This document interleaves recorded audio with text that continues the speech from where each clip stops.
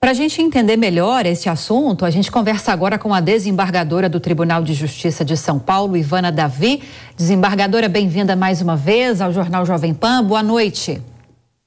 Boa noite, Lívia. Eu que agradeço o convite. Boa noite aos nossos ouvintes e espectadores.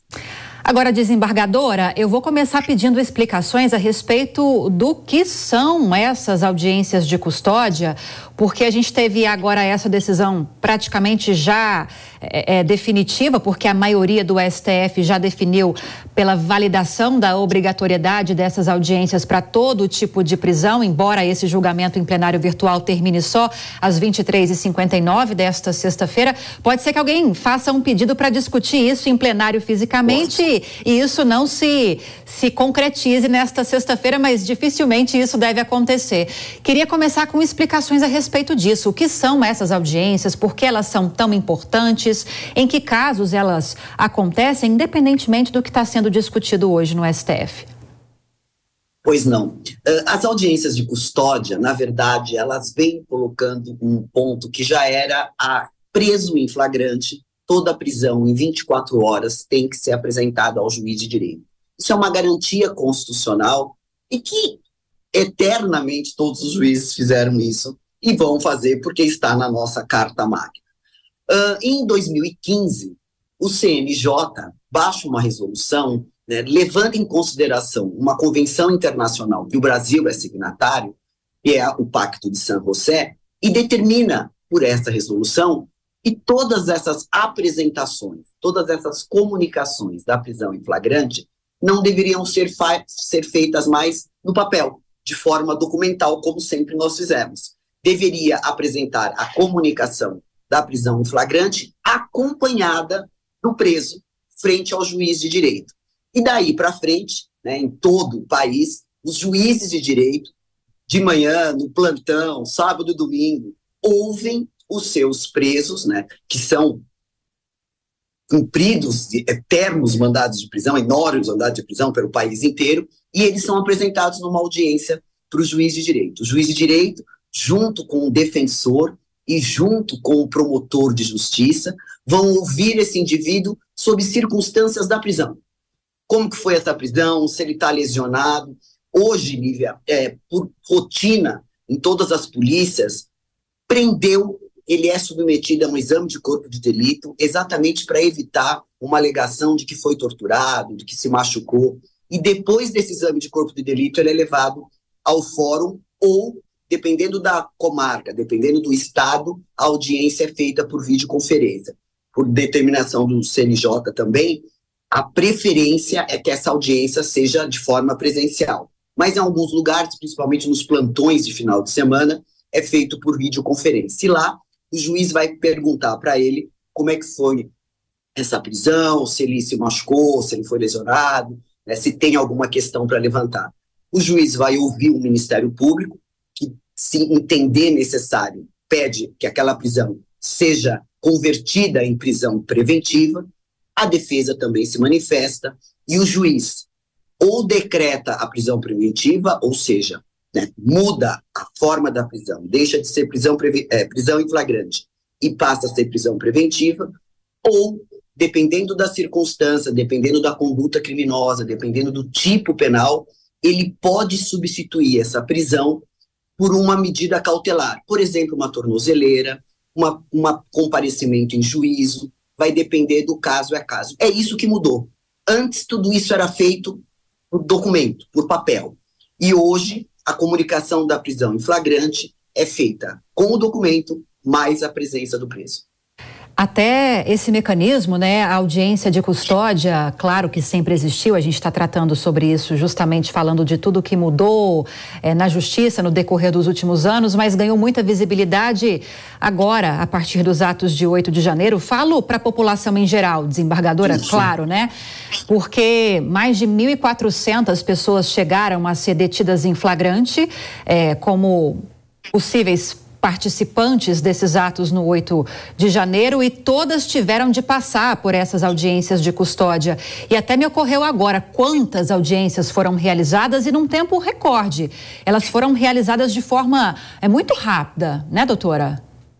Pois então, Lívia, foi feita, eu tive a oportunidade de conversar, porque tudo isso ainda foi feito por juízes federais em Brasília. Então, tecnicamente, eles estavam concentrados, todos para juízes que foram chamados numa espécie de força-tarefa, né? Advogados que compareceram, e quem não tem advogado é assistido pela Defensoria Pública, todos os procuradores da República, porque é o Ministério Público Federal, também foram chamados, e eu acho que foram quase 1.600 audiências. Dessas 1.600 audiências, praticamente uns 600, né, não tiveram a prisão preventiva decretada, receberam tornozeleira, entenderam que o flagrante não estava ali formalizado. Os demais tiveram prisão preventiva decretada, foram levados ao sistema prisional, e ontem cerca de 600, né, tiveram essas prisões revogadas.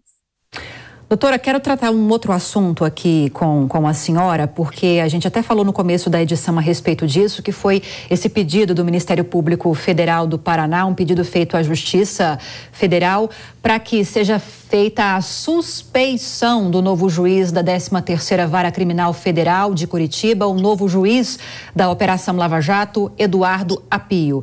E várias argumentações foram usadas pela procuradora, pelo Ministério Público Federal, para que essa suspeição se concretize. Dentre essas argumentações, nós destacamos aqui o uso de uma senha para acessar o Sistema Processual da Justiça LUL-22, se referindo a Lula, LUL-22, e até a possibilidade de que o juiz tenha contribuído com a campanha de Lula nas eleições.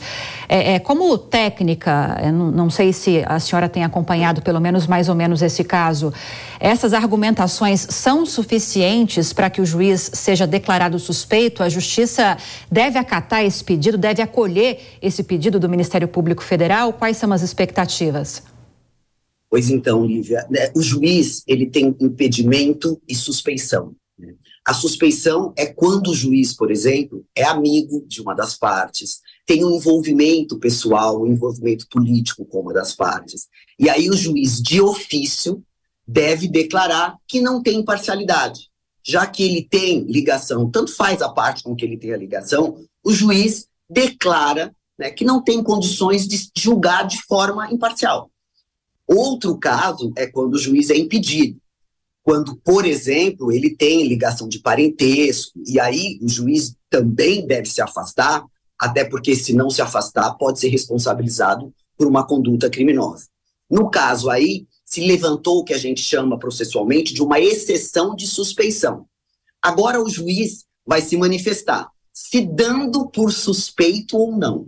Se ele se der por suspeito, face essas características, dessas condições que foram levantadas, e nós temos juízes, uma lei orgânica da magistratura, nós temos um código de ética, e nós temos, além de tudo isso, o código de processo, tanto civil como processo penal, que colocam essas barreiras para o juiz. Se ele não se der por suspeita, essa suspeição vai ao tribunal dele, no caso ali, no TRF. E aí, né, o TRF vai dizer se ele está ou não suspeito, ou até pode dar um passo a mais e entender por ele por impedido. Se ele eventualmente entender que ele sim se dá por suspeito, automaticamente é nomeado um outro juiz para fazer esse processo e ele não participará do julgamento de nenhum fato, de nenhum processo envolvendo essa situação que foi, né, levantada pela Procuradoria da República. Isso é muito comum e, logicamente, o juiz, eventualmente, judicando, sabendo que está impedido ou suspeito, ele pode responder tanto administrativamente como até criminalmente. Vamos acompanhar este caso também, dentre tantos. Conversamos mais uma vez com a desembargadora do Tribunal de Justiça de São Paulo, Ivana Davi, nos esclarecendo tantas questões deste universo jurídico, judiciário, tão complexas essas questões para a gente, que parecem tão simples quando a desembargadora nos explica. Obrigada, doutora. Seja sempre muito bem-vinda. Boa noite e bom fim de semana.